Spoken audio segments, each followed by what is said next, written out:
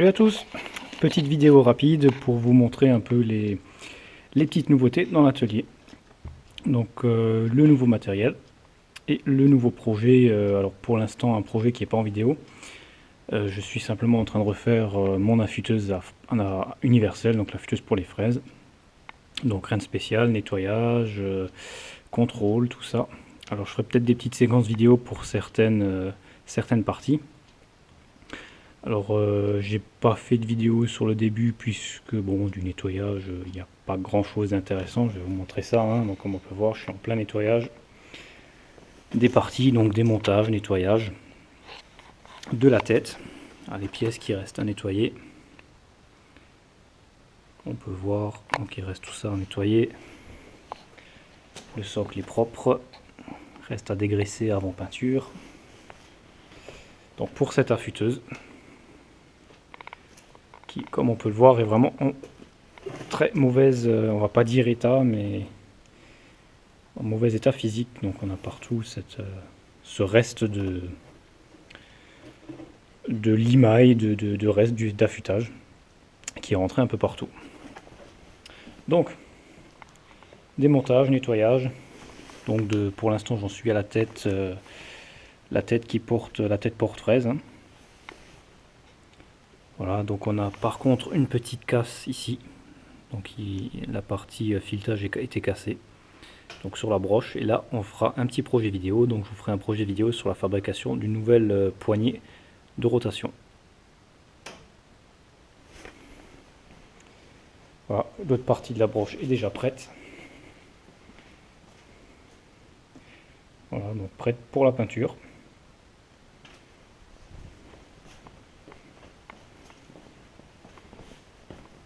Et on va voir un peu les nouveaux objets qui sont arrivés donc à l'atelier. Alors j'ai ici, on va commencer par ça, une feuille de caoutchouc, tout simplement pour protéger l'axe Z de la fraiseuse. Vous avez pu le voir à l'arrière de la fraiseuse, la glissière est libre et carrément ouverte. Donc on va mettre, en plus des autres protections, on va mettre celle-là par-dessus pour l'axe Z. Ensuite, alors j'ai acheté pour 35 € un pied à coulisse Mitutoyo complet, en parfait état, dans sa boîte. Donc une version pas très ancienne, qui fonctionne parfaitement.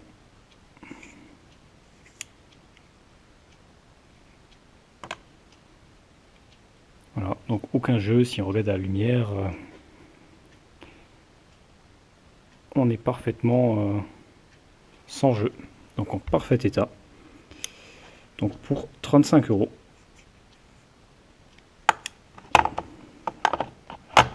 juste à lui faire un petit réglage du lardon et c'est parfait.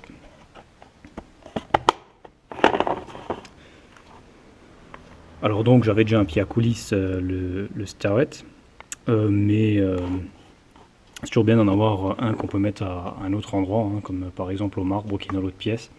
Donc c'est beaucoup plus pratique. Ensuite j'ai ce petit comparateur. Donc un comparateur à levier. Mitutoyo également. Donc qui est à 2 microns de résolution. Donc pour la précision, j'en avais pas à levier. Donc voilà. Et également un petit comparateur un peu plus grand, celui-ci tout neuf. Ou également celui-ci au micron. Donc à levier.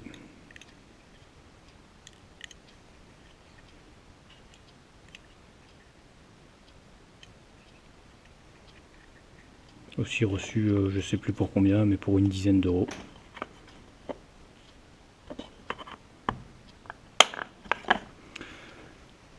Et également des jauges Starret. Donc comme on peut voir,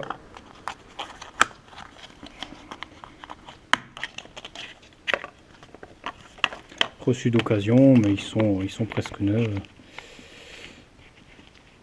Alors le seul truc c'est qu'il en manque une, donc celle-ci c'est deux les mêmes. Donc voilà, c'est pas bien grave, pour quelques dollars, on va pas s'en plaindre. Alors qu'est-ce que c'est? C'est des jauges qui fonctionnent comme les jauges télescopiques pour mesurer les petits trous. On visse en haut, qui va venir écarter les deux parties dans le trou jusqu'à ce qu'on soit concentre comme la jauge télescopique, et on va pouvoir mesurer les trous. Alors j'avais déjà un jeu de ceux-ci qui sont du même type mais beaucoup plus ronds. Ils sont donc arrondis, ce qui a l'inconvénient de ne pas être possible, on ne peut pas l'utiliser pour mesurer les trous peu profonds. Il faut minimum que la profondeur soit suffisante pour la moitié de la boule, ce qui n'est pas le cas du tout sur ceux-là. Elles sont plates au-dessus, donc on peut mesurer dès le début d'un alésage, d'un petit alésage. Voilà. Donc des petits accessoires bien utiles, hein, donc on va pas dire indispensable, mais quand même c'est pas mal. Donc pareil pour quelques dollars, je sais plus combien, mais neuves comme neuves dans leur boîte d'origine avec la pochette et tout ce qui s'ensuit.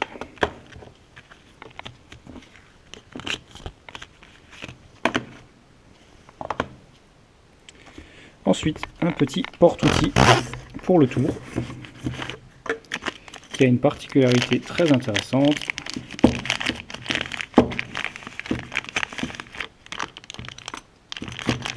Alors, celui-ci prend les plaquettes CNMG de l'autre sens. Alors, je vais vous montrer ça.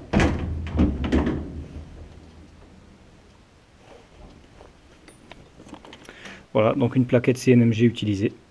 Alors on peut voir que les CNMG, on les use sur les angles, sur les deux angles du bout. Ce porte-outil a l'avantage de pouvoir être utilisé, d'utiliser les deux arêtes de coupe qu'on n'utilise pas.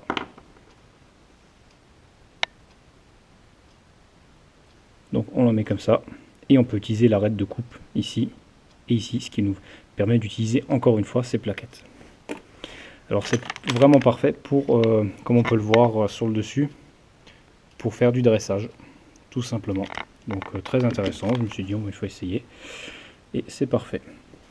Alors et j'aimerais aussi remercier, si mes souvenirs sont bons, c'est Michel du forumusinage.com, donc du pseudo il fait vraiment beau, qui m'a gracieusement donné ce petit V. Donc un petit V pour le blocage et la pose des cylindres, des outils et des pièces cylindriques.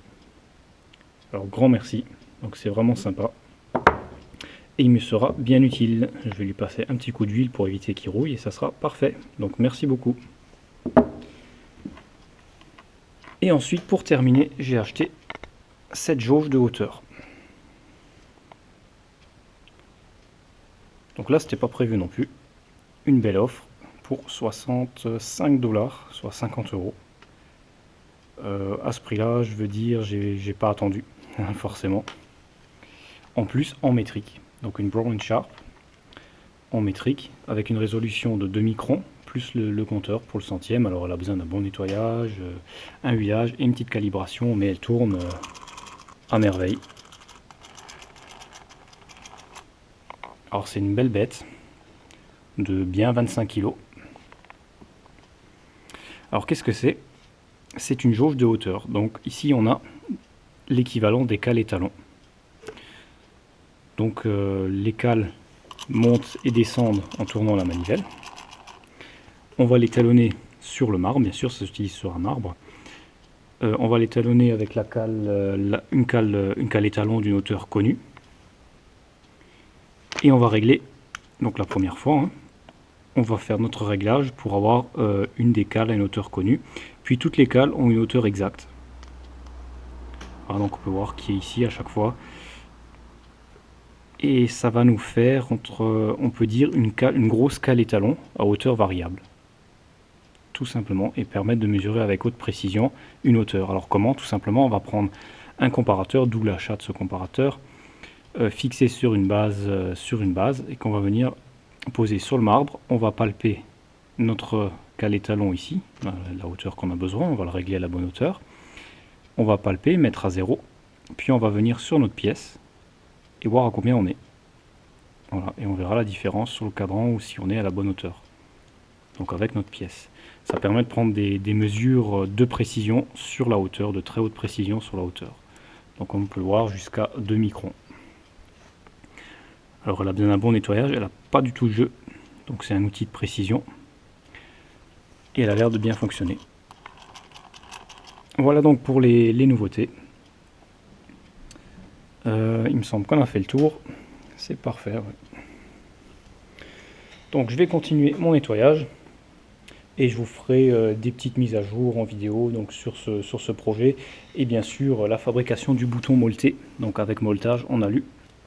Qui sera fait sur le tour. Donc ça fera une vidéo, projet vidéo. Pour l'instant j'ai pas d'autres projets directement. Donc j'ai pas trop le temps. Donc c'est toujours un peu tendu au niveau du temps. Mais bien sûr, dès que j'ai un projet usinage ou un projet mécanique, ça sera fait en vidéo. Alors nous voilà quelques temps plus tard. Alors depuis le début de cette vidéo jusqu'à maintenant, il a dû se passer 2 ou 3 semaines. Donc j'avais parlé de la restauration de la futeuse, donc on va voir ça après.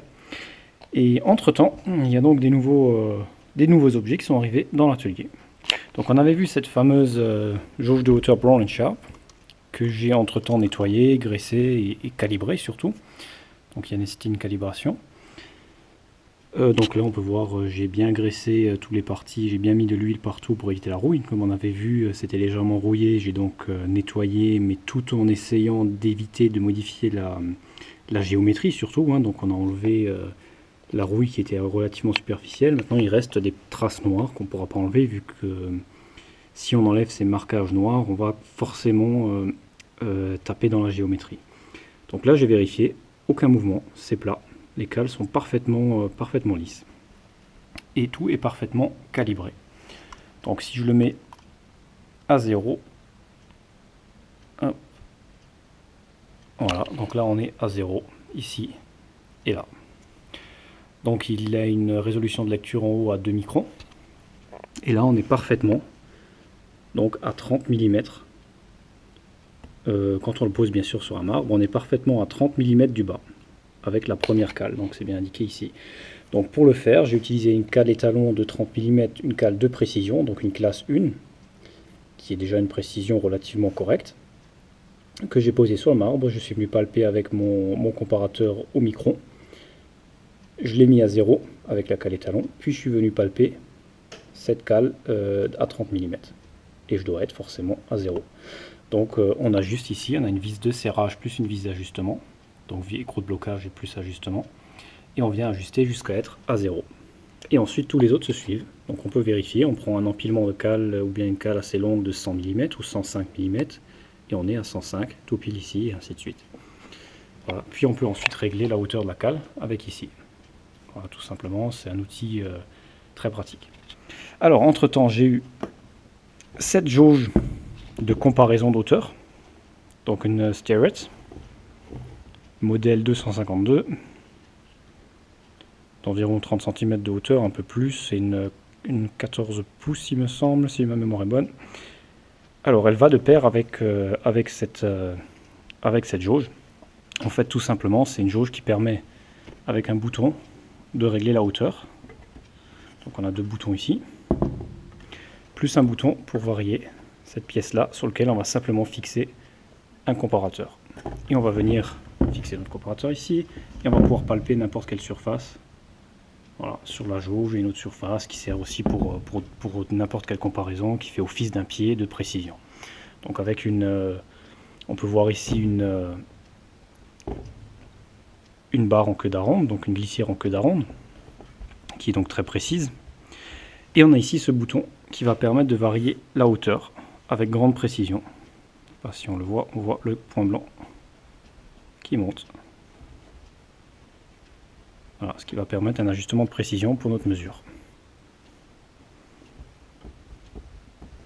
Voilà, donc ça va avec ça. C'est venu des États-Unis et il y avait une belle rayure dans la glissière en bas. Donc je remercie le vendeur qui était vraiment super sympa, qui m'a renvoyé une nouvelle glissière parce qu'il y avait une belle marque dans la glissière. Donc c'est du matériel d'occasion bien sûr, mais c'était pas prévu. Et en bonus il m'a envoyé cette tige avec différents diamètres pour différents types de comparateurs et d'attachements. Donc je le remercie grandement. Autre petite mise à jour, donc nouvelle petit objet, des petits vérins réglables. Voilà, rien de spécial, hein. Donc vous les mettez à la fraiseuse pour ajuster la hauteur d'une pièce, pour bloquer. Voilà, donc des petits vérins réglables. De marque Starrett également. En parfait état, hein, avec les barres de réglage, donc c'est un jeu de 2.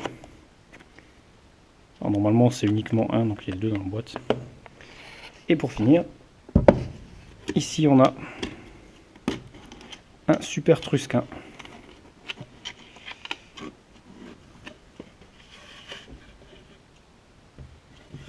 On va enlever ça.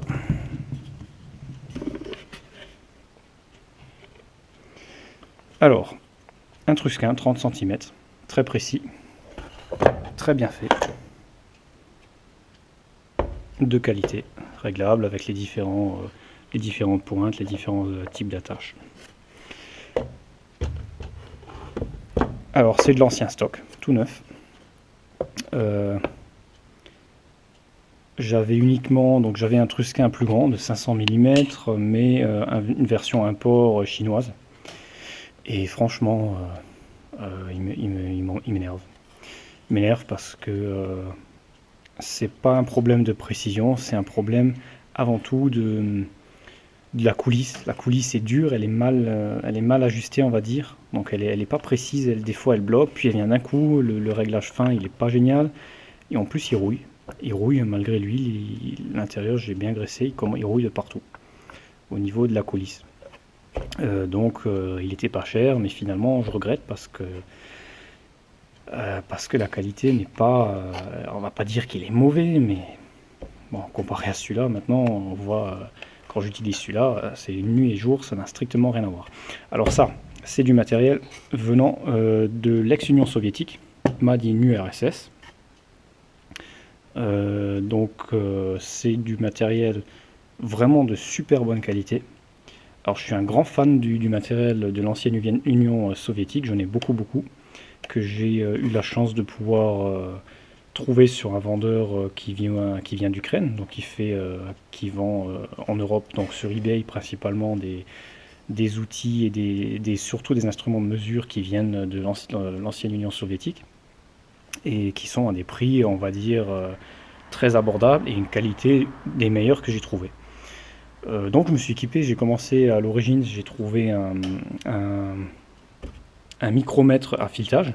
C'est la première pièce que j'ai eue. Quand je l'ai eu, la qualité était absolument merveilleuse. Je l'ai préféré largement à mes micromètres de marque Mitutoyo ou autre.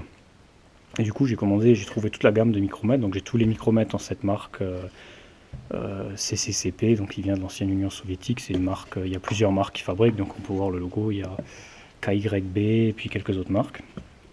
Et qui fabriquent du matériel de très très bonne qualité. Et donc de la robustesse à l'ancienne, on va dire. Alors du coup, en voyant celui-là, donc je me suis dit, bah, tiens, cette marque-là, je sais que c'est de la qualité, je vais partir là-dessus. Et puis on reçoit ça à des prix, celui-ci m'a coûté 25 euros, 30 euros, 35 euros avec les frais de port, si ma mémoire est bonne. On n'a même pas un chinois à ce prix-là, donc et la qualité n'a rien à voir. Alors le problème, c'est que bien sûr, avec les embrouilles qu'il y a en Ukraine, le vendeur n'y est plus. Il n'y est plus dessus. Donc je suis content d'avoir acheté beaucoup de matériel là-bas parce que ça va être plus difficile à en trouver maintenant. Sachant que tout le matériel qu'ils vendaient, c'était du neuf, provenant d'anciens stocks. Voilà, donc un peu pour cette parenthèse. Et quand je ferai une vidéo sur la présentation des outils, je vous montrerai un peu justement ces outils et ce que je trouve et comme avantage par rapport aux autres. Parce qu'ils ont des avantages quand même intéressants, je trouve. Notamment sur les micromètres qui ont un réglage, une calibration du zéro sans aucun outil. Mis à part vos mains, vous n'avez rien besoin d'autre. Ce qui est quand même pratique. Et une robustesse surtout intéressante. Donc par exemple le micromètre que je vous ai montré, pas le micromètre, le comparateur au micron, le blanc que j'ai montré dans la vidéo, un peu plus tôt dans la vidéo, était également de cette marque. Donc pareil, c'est du super matériel. Je l'ai vérifié en faisant l'étalonnage de la jauge de hauteur. J'ai vérifié tous mes comparateurs en même temps avec des cales de précision et c'est du très bon. il n'y a pas à dire. Voilà, on va donc maintenant aller vers la futeuse, qui entre-temps a bien avancé, qu'on peut voir ici. Voilà, donc après un démontage complet, on peut voir que ça a pas mal changé.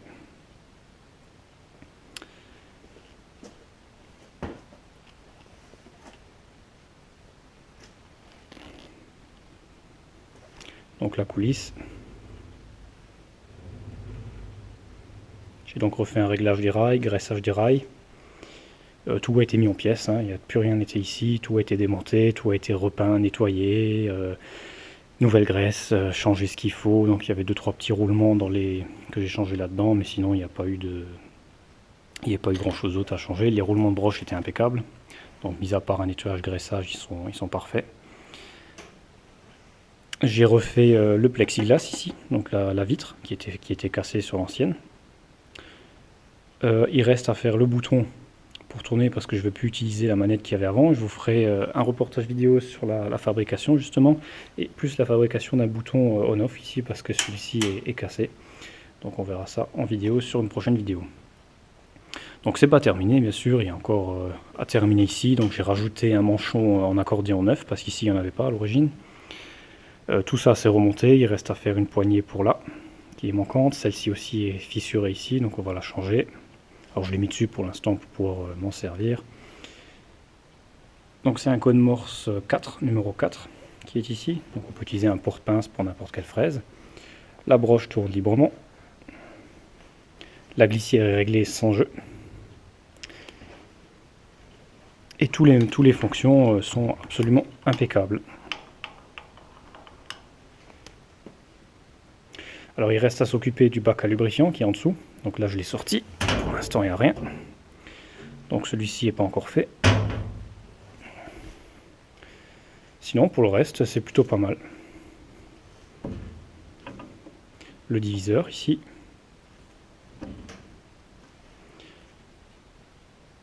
Voilà, donc il reste à mettre le pare-meule, toute la lubrification, fixer l'accordéon. Il me reste la fixation de la meule aussi à s'en occuper. Et 2-3 petits détails, hein, donc c'est pas encore terminé. Fabriquer également un petit doigt pour venir sur pour affûter les listelles des fraises. Et des petits détails à faire. Donc j'ai une nouvelle lampe. Alors j'ai eu de la chance de trouver de l'ancien stock, une lampe toute neuve, d'ancien stock du même type que celle d'origine. Donc c'est des super lampes de bonne qualité avec 2 néons, qui est vraiment très très bien.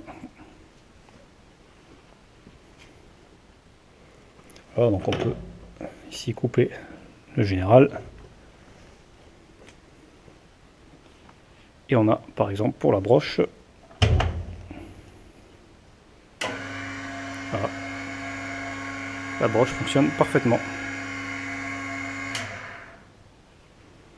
Donc ça tourne un tout petit chouïa dur comme la graisse est neuve. Alors j'ai mis de la graisse spéciale haute vitesse qui semble beaucoup mieux. Au début j'avais mis de la graisse Facom au lithium. Par contre elle était trop épaisse, la broche chauffait énormément au bout de 5 minutes. Donc j'ai changé, j'ai redémonté les roulements. Donc c'est un des doubles roulements à contact oblique.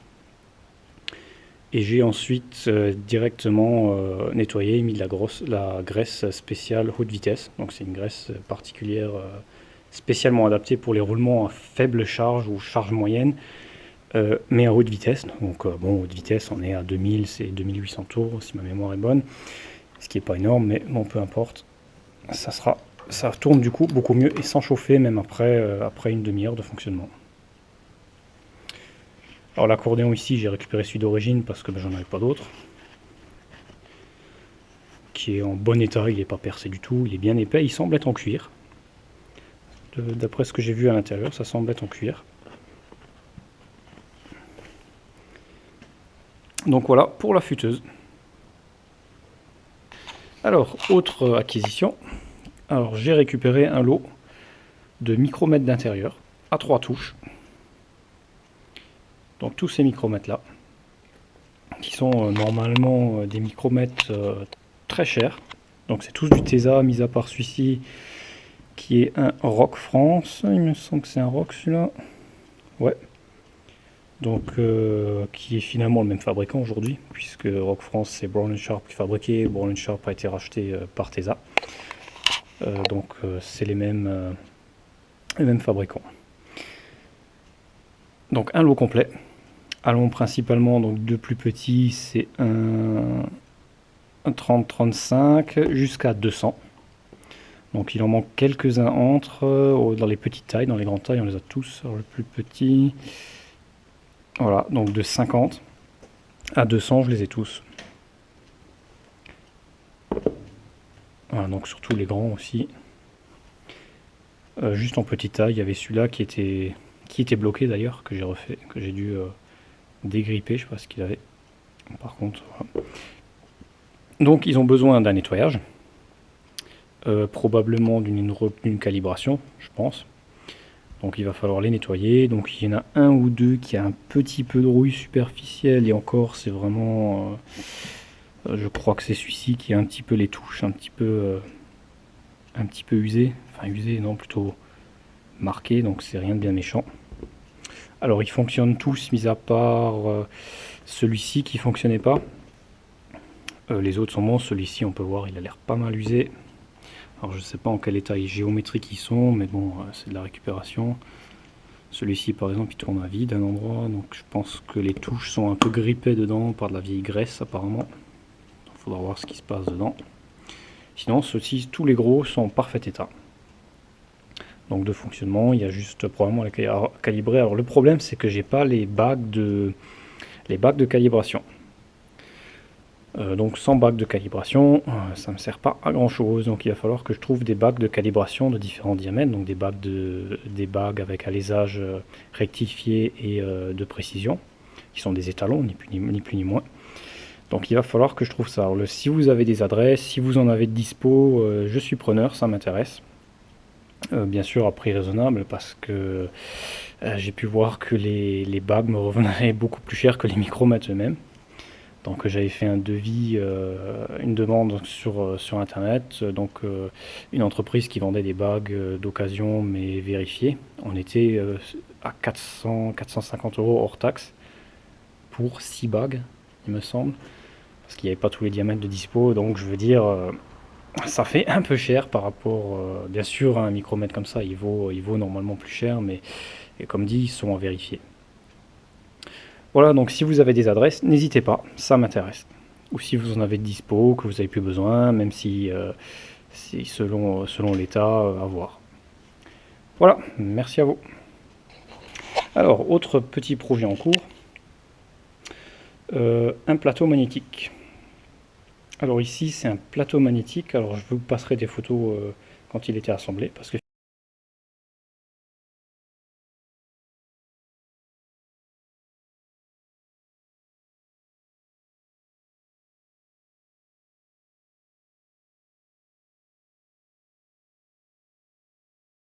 finalement, je vais faire une petite vidéo sur sa remise en état, finalement, donc ça peut être intéressant. Je vous ferai ça, je vous mettrai la vidéo plus tard en ligne, quand ça sera fait. Donc c'est un plateau magnétique sinus, donc il fait barre sinus en même temps que plateau magnétique. Donc pourquoi? C'est utilisé sur rectifieuse pour placer nos pièces quand on a à faire un angle, tout simplement un angle de grande précision. Donc il a besoin d'une bonne restauration, et je vais l'utiliser parce que la futeuse n'est ni plus ni moins qu'une rectifieuse, elle peut également être utilisée en rectifieuse, donc pour rectifier des petites pièces, c'est parfait. Donc je vais faire une petite vidéo sur ce plateau finalement, parce que ça me semble assez intéressant, étant donné qu'on a... j'avais jamais démonté un plateau magnétique, et là je vois bien qu'il y a de l'huile dedans. Donc je me suis renseigné sur le net, effectivement, c'est de l'huile qui est à l'origine dedans. Donc on va devoir nettoyer tout ça. Un coup de peinture, voir pour la précision, tout ça, et puis je vais faire une petite vidéo à ce sujet. Donc là j'ai déjà démonté la partie, j'ai simplement désassemblé les parties principales. Finalement j'avais pas prévu de faire une vidéo, et finalement ça me paraît assez intéressant. Il y a des choses à dire, des choses qui peuvent être intéressantes, donc je vais faire une petite vidéo.